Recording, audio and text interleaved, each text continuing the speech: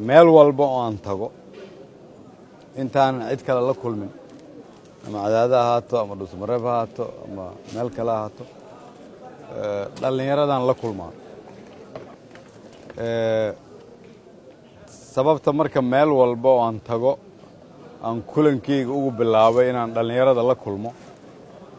waxay tahay waxaan aaminsanahay fikir ah marka ugu dambaysa dadkiina halkan jooga inaad noqon doontiin dadkii mustaqbalka dalka hogaamin lahaa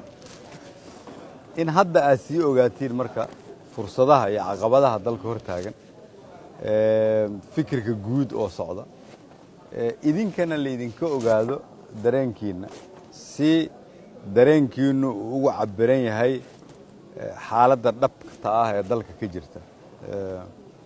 marka waxaan aad u bogaadinayaa qaabka aad u agaasiman tihiin sidaas hataa ilbaxnimada iyo hadal qaybsiga iyo isu soo dhoweynta iyo soo koobitaanka iyo yacni qodobada sidaad u abbaaraysaan halkan yididiila ka muuqata waa idin bogaadinaya runtii aad iyo aad in dad Soomaaliyeed oo dhalinyaro ah oo gaalkacyo jooga oo dhalinyaradii magaalada intay is abaabulaan dhowr qofood ay u hadli karto inta kale ay aamusan tahay qodobo kooban oo muhiim u ah nolosha aasaaska ah ee shacabka oo dhan idinka kaliya aan ahayn oo u doodaysaan waa wax dareen reebaya marka waa idin mahad celinaya halkaas ka sii wada qof walba aragtiin waayo sawirka la idinka geeyo ayaa ah sawirka dhabta ah ee magaaladiina iyo dadkiina sida aniga aan u arko kulankan ayaa wax badan ka taraya sababtoo ah inaan anagu idiin hadalno ciddaatiin iyo waxaan idinku soo aragnay waa wax aad u muhiima intaasoo kale aan ku soo arkay meelo badan oon tegey laakiin runtii sidaad u abaabulan tihiin waa si macno ku fadhida waxaan rabaa marka inaan laba u kala qaadno mid waa baahiyada gaarka ah aad qabtaan nafisa xafiiskii ka socota ka qorta ciwaanka iyo Seynab soo qora waxyaabaha aad rabtaan oo rabna inaad idinla qabanno ama wasiira rabtaan in la idin soo diro ama cid kale arrimaha garoonka isaga wax waa idin kala qabanaynaa meeqaytaa ma garanayo laakiin waa idin kala shaqaynaynaa ma aha inaan idinku caawinayo garoonka waxaa loogu magac daray haliyey Soomaaliyeed waa qof ka mida dadkii dhaliyey dawladnimada gobonnimada dalkan u soo dhiiday haddii dadkeena dalkan u soo dhibaatoobay u soo dhiiday xorriyadda anaga nagu wareejiya aan qiimeyn weynana macnaheedu ay tahay dalkan qiimo u yeeli weyna marka waa muhiim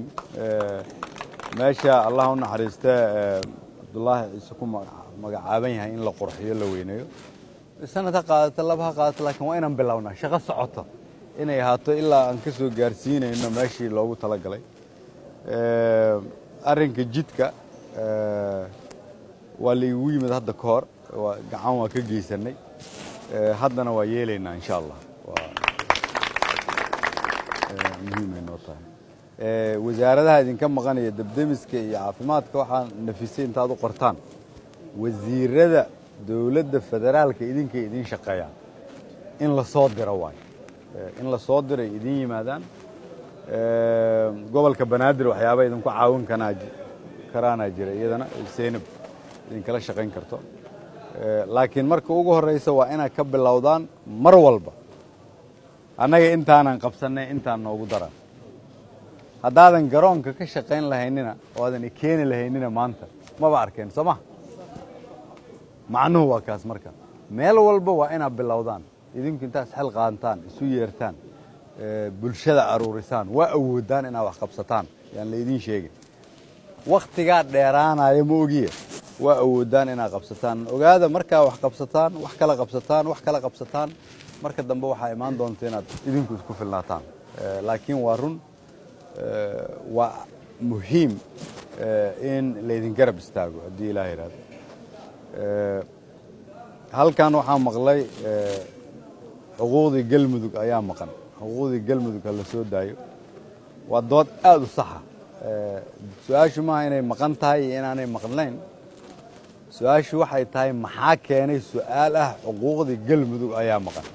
maxaa keenay dareenkaa inaad dareensan tihiin xuquuq baa idinka maqan waa kaas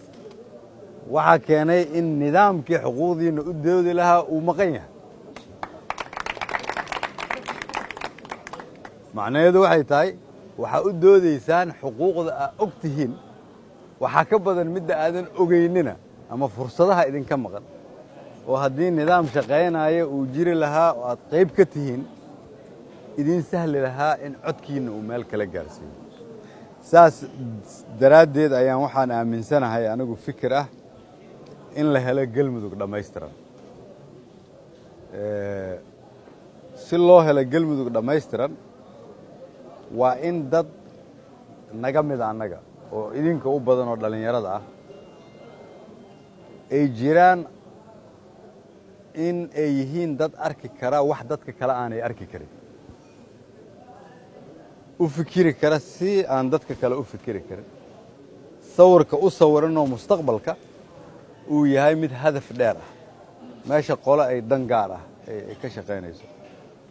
waa in dhaqankan ah siyaasi wax doon ah iyo mid u diidan lagu bedelo nidaam siyaasadeed oo u shaqaynaya baahiyada aad ka hadasheen kulligii laakiin waa in ay jirtaa sidoo kale nidaam ku salaysan in la iscabiri karo la isla xisaabtami karo la isilaalin karo sababta aan u aaminsanahay anigu inay dhallinyaradu cod yeelato waxay tahay markaa idinku midaysan tihiin gaalkacyoo dhan aad midaysaan degmooyinka idinku dheggan aad ku xajisaan ilaa magaalo madaxyada dowlad goboleeda kale aad geysaan xamar aad geysaan dhallinyaro soomaaliyeed oo cod leh oo midaysan dalkan laga helo waxay astaan u tahay wixii u taagnaa ra-iisul wasaarihii allah u naxariistay a garoonka ugu magac darteen dooddiinnu hadday idinka noqoto marka qof dawladda ka mid ah ayaan arkayaa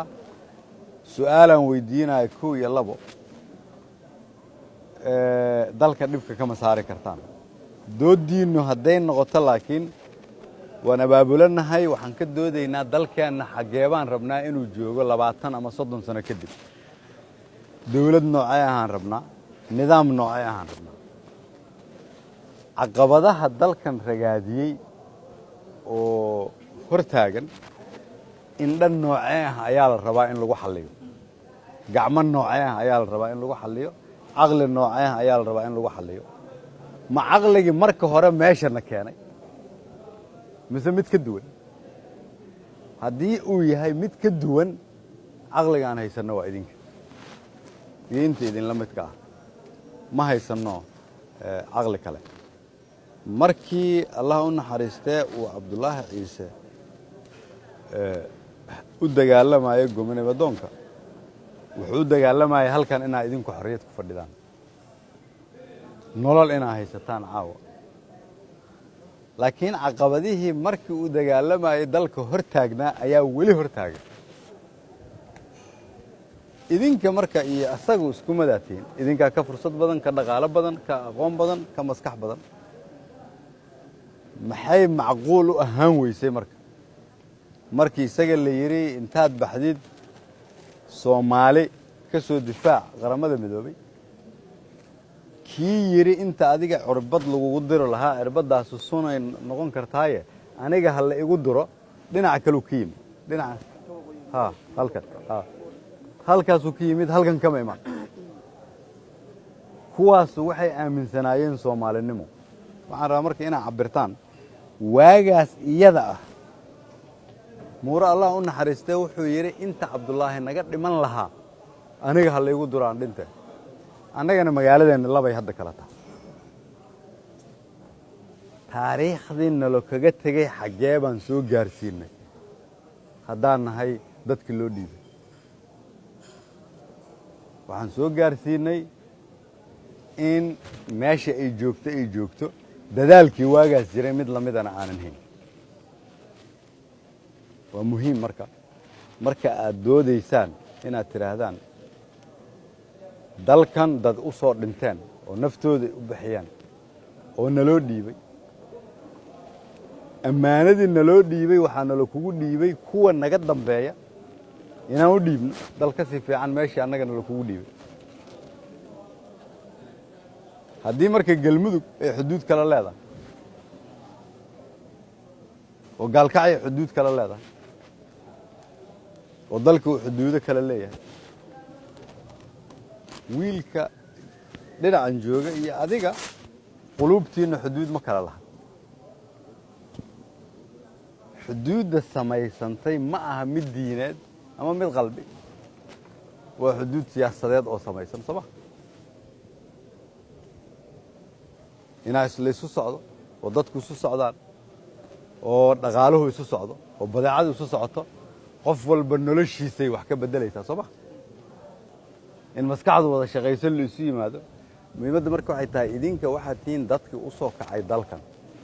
idinka iyo dhallinyarada meel walba joogta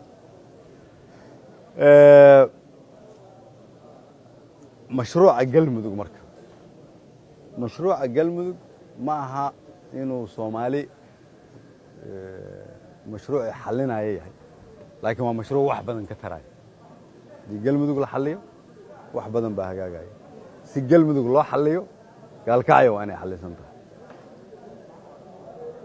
hadda waxaad lahayd hubka yaalla magaaladan soomaaliya oo dhan buu xallin karaa waa inaan isweydiinnaa waa maxay sababta nagu kallifaysa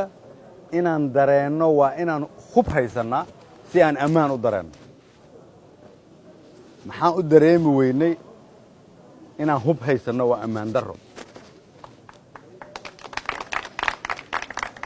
maxay dadka soomaaliyeed u dareemi waayaan ammaan darradu waa hubka lafteeda inaad amni haysato macnaheedu maa inaad hub haysato waa fikir ku dhowaad 30 sano ayaa waxaa naloo dhiibay mashruuc khaldan oo ah dalkeennu sida uu yahay ma ahan laakiin dalkeennu sida uu yahay waa sida naloo sheegay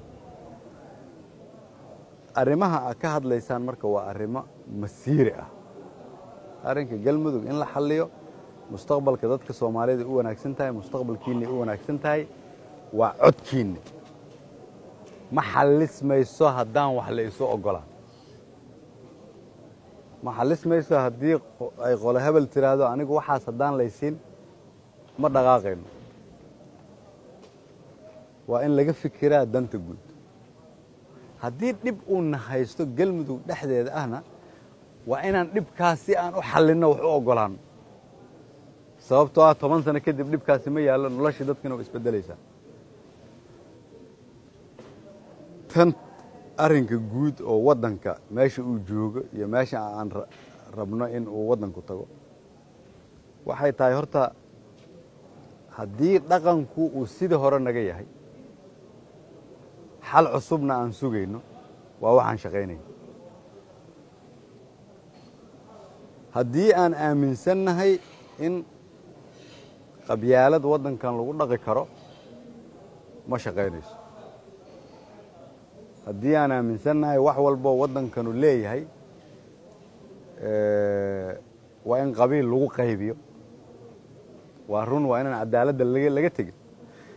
laakiin adiga markaa xanuunsato dhakhtar aadaysid ma qabiilaa raadisaa mase dhakhtarka ugu fiicana raadsataa markaa guri dhisanaysa ma waxaa raadsataa qofaad isku qabiiltihiin mase injineerka ugu fiicana raadsataa marka xaaskaadu dhalayso ma kalkaaliyaad raadsataa umuliso aad isku qabiiltihiin mase tan ugu fiicanay ku leedaha xaaskaadu ii raadi waa maxay sababta qof walboo naga mida danta gaarka marka uu leeyahay waxa ugu wanaagsan uu raadiyaa danta guud marka laga hadlaayana aan dhinaca kale u raadinaa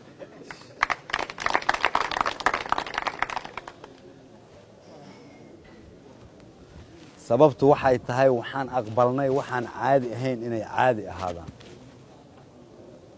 sababtu waxaan aqbalnay inay waddanka ka shaqeeyaan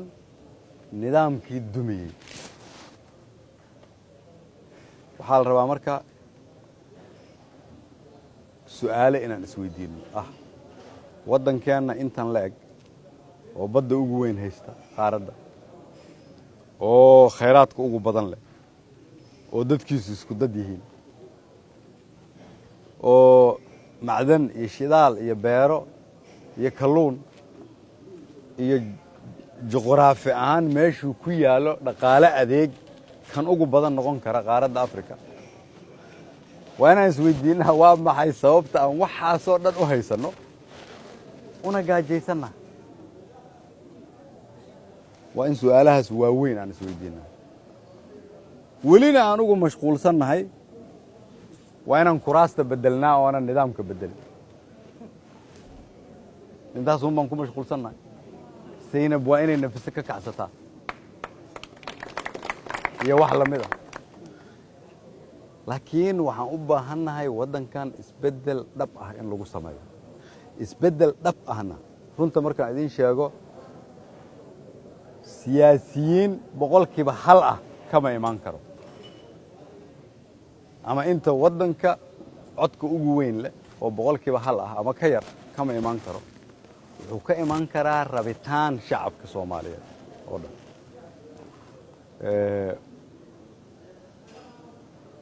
wadamada nagu dhow hadda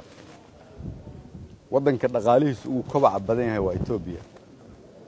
boqolkiiba 8.5 ayuu ku kobcaa Kenya wuxuu ku labadii sano ugu dambeysay u dhaxeeyay 3 ilaa 3.5 kobciisa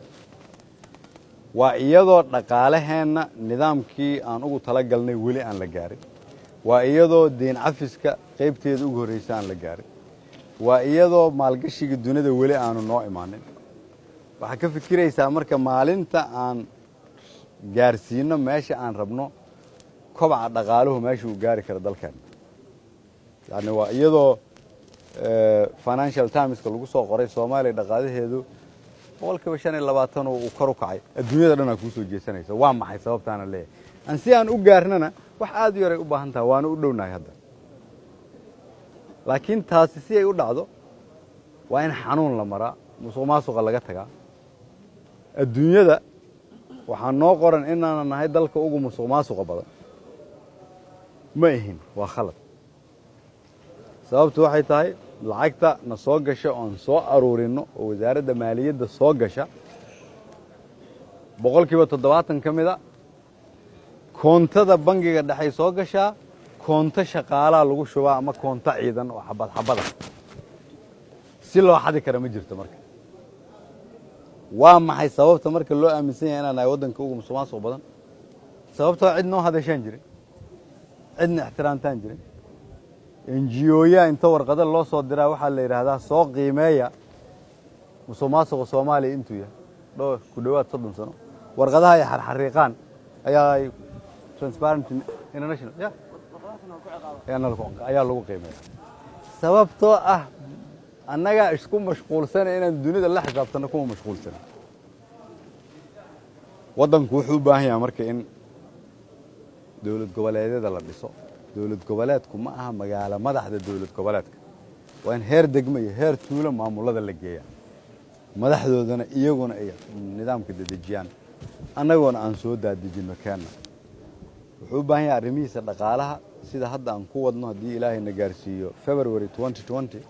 waxaa laga yaabaa in ama u badan tahay in deynta qaybta ugu horeysana la ka cafiyo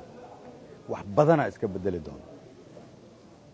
waddanku wuxuu u baahan yahay in ciidankiisa dib u habeyn lagu sameeyo markaan nira ciidanka la diiwaan geliyo war qofkii mushaar la siinayo la diiwaan geliyo akoonkiisa loogu soo shubaa waa ogeedaan wax ka dhacay xagee ku aragtay qof la leeyahay mushaarkaadan bil walba ku siinayo hal lagu diiwaan geliyo hal lagu register gareeyo adaan toos ku siina oo dhahayo waa khalad xagee ku aragtay Soomaaliya ku aragtay muhiimku waxay tahay waa waxaan idin leeyahay dhaqan aan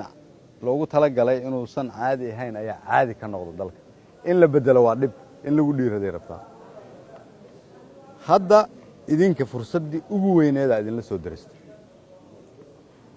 ciidamadii Dhuusamareeb jooga waxay yiraahdeen waxaan rabnaa in dawladda aan ku biirno kulligood ciidamadii joogay ama dadkii Soomaaliyeed oo hubka haystay oo xaraale jooga waxay yiraahdeen hubkaan iska soo wareejinaynaa ciidamadan hal diiwaan geliyo kuwa balanbal sidaas oo kale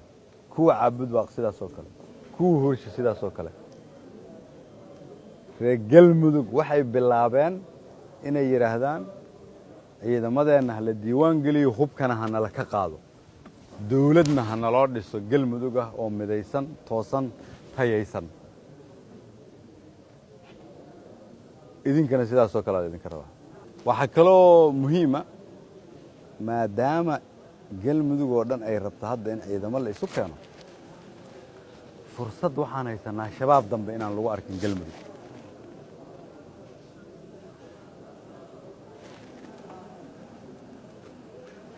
adduunyadu hadda waxay rabtaa dekadda hobyo inay maalgeliso oon xoog uga shaqayna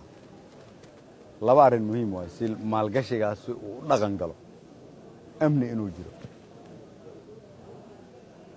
xabad dhacaysa iyo waxaas inaan laga maqlin waa meelahan shabaab inaan lagu arkin shuruudda kalena waxay tahay dawlad goboleed shaqaynaya oo ciddii maalka geshanaysay intay timaado ay ku qanci karto iyadan inay jirto ogsoonaada marka maamulku wuxuu idinku hor taagan yahay ciddii idin imaa lahayd oo idin maal gashan lahayd boqolaal milyan aan rabnaa inaan gelinno dollar dekadaas si dekad shaqaysoo noqoto tobanka sanoo soo socotana haddii soomaali ay ku dadaasho dekadda hobyo inay noqoto dekadaha africa kuwa ugu fiican mid ka mida service ahaan waxaa laga yaabaa dhaqaalaha waddanka boqolkiiba 30 ama 40 inay soo saarto keligeed meesha ay ku taalla awgeed laakiin qaybaha kale oo ku xirxiran oo ku xeeran inaad ka doodiin waayo oo inaad xalisiin waana rabaa hadda waxaan isugu yeeray maalin dhood ganacsatada reer galmudug aan ugu yeeray dhuusamareeb dhallinyaradaan rabaa inaan u yeero gabdhaha soomaaliyeed oo reer galmudug aan rabaa inaan u yeero siyaasiyiintaan rabaa inaan u yeero waxaan rabaa inaan idhaahdo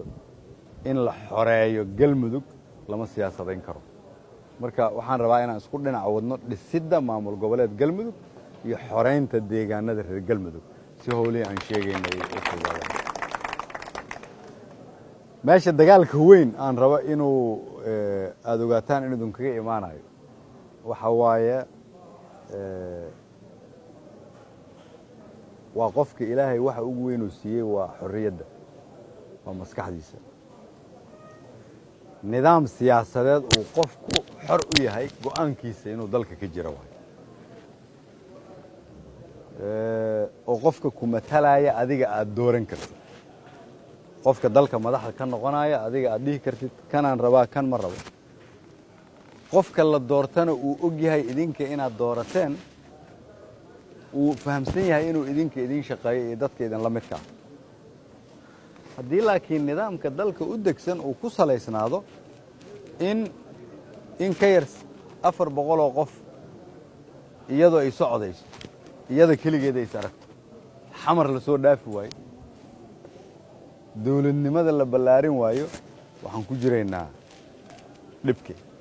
mar walba oo dawladnimada go'aamadeeda la ballaariyo musuqmaasuquna uu yaraanaya waxqabadkuna kor u kacaya sababtoo isla xisaabtanka badanayo dalku marka wuxuu joogaa meel aan u jeedno doogii cagaarna kulaylkiina aan u jeedno dhexdeeda uu taagan yahay waxaan u dhownahay dhinaca horumarka hadda dawladnimadii way hana qaadi rabtaa laakiin ma shaqaynayso haddaadan idinku qayb ka noqonina haddaadan is abaabulina codkiina uusan midaysnayn oo aadan yeelanina awood ah wax ku jihayn kartaan waxaan rabaa inaan idiin sheego waa la idin maqlaa hadda laakiin waxaa u baahan tihiin inaad intay is abaabushaan gaalkacyo ka bilaaba labadeeda dhinac dhallinyarada kale ka bilaaba fiiri dhallinyaradu way soo goshaa meel walbay joogto shacabku haydan arkaan idinkoo wax qabanaya dawladdu haydan aragto idinkoo iyada ka horaysa marka ugu dambaysaan dawladdu waxay ku khasbanaanaysaa inay idin maqasho ugu dambayntii dalka waa inaan soo gaarsiino meel ah qof walba inuu xor u yahay go'aankiisa mashruuca ah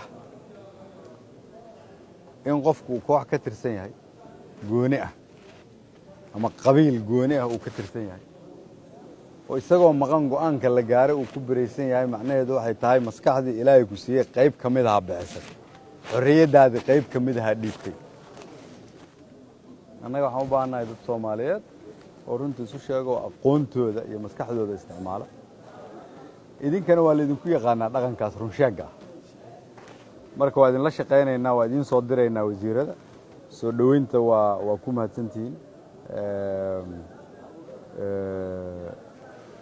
markii dhaqaalaha waddanku hadda furfurmo bilaha 6 bilood soo socota oo febraayo haddii aanay wax halaabin oo ilaahay yiraahdo ilaahay noo dhib yareeyo deynta qaybteeda ugu horreysa laga cafiyo dhaqaalaha waddanka wax aad u weyn iska bedeli doona laakiin waa inaan iska diidnaa caqabadaha hor istaagi kara halkaas inaan gaarno oo dhib keeni kara waa mahadsantihiin aad u mahadsantihiin marka waxaan idin rajaynayaa horumarka aad samayseen inaad sii laba jibaartaan waqtigii waxaa la soo gaaray idinkana ismateli lahaydeen dadkiinana aad mateli lahaydeen waqtiga aad dalkiina marti ka ahaa lahaydeen ha la soo afjaro insha allah waa mahadsantihiin